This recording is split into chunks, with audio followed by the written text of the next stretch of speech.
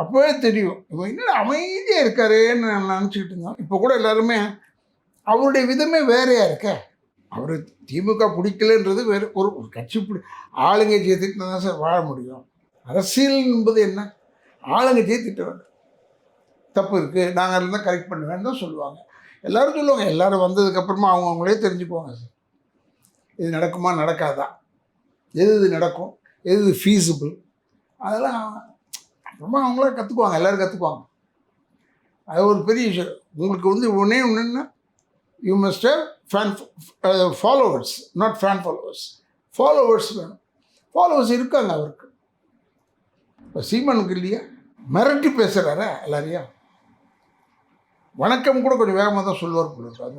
அது எனக்கு சீமான் ஸ்பீச் ரொம்ப பிடிக்கும், நான் கேட்பேன். பட் அவருடைய நிலைமைக்கு அவர் எடுத்துக்கிற முடிவுகள்ன்றது நம்ம போய் அதில் தலையிட முடியாது.